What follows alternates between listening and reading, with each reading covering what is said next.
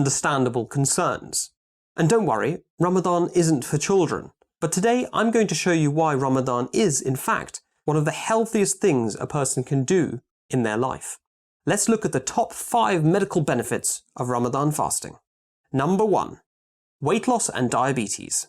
Who doesn't want to lose a little bit of weight?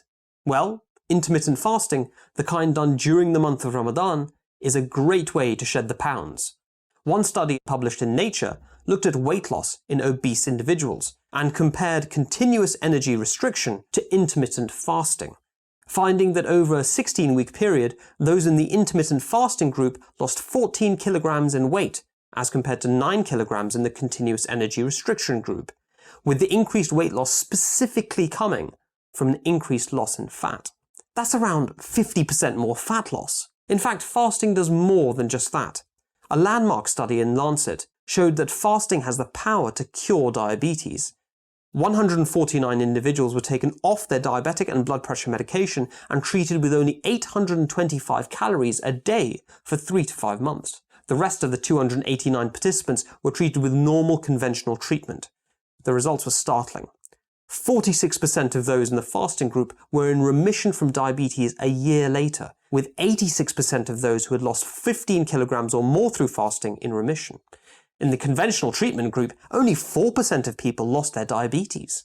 The study was so powerful that the National Health Service in the UK now offers fasting as a treatment for type 2 diabetes. Number 2.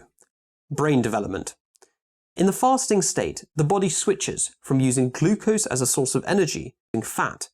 In Ramadan, Muslims go through this every day by fasting only during daylight hours and feeding after sunset.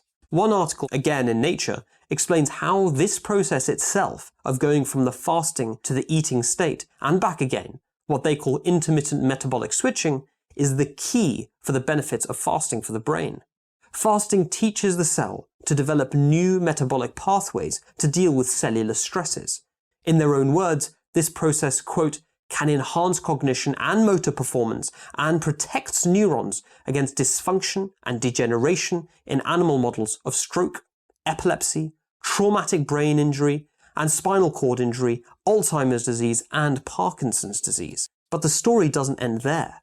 Once fasting is over and we start feeding again, our brain responds by promoting the growth of new brain cells and new connections between brain cells.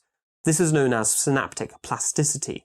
The authors understand this as a feature of the brain to promote intelligence, so that the individual in the next period of fasting might more easily seek out and find new sources of food. This is particularly reflected in the fact that fasting especially has been found in mice to promote the formation of new brain cells in that portion of the brain designed for spatial awareness and memory formation, the hippocampus. Want to get smarter for those exams? Cut back on the donuts, big guy. Number 3. Epilepsy and depression. It was the Romans who first realized that the best way to cure a madman of the demon within him was to lock him in a room and not feed him for 3 days. Unwittingly, they were treating epilepsy with fasting. Indeed, it has been found that a ketogenic diet has a role in helping prevent the onset, with intermittent fasting regarded as a promising candidate. And that's not all.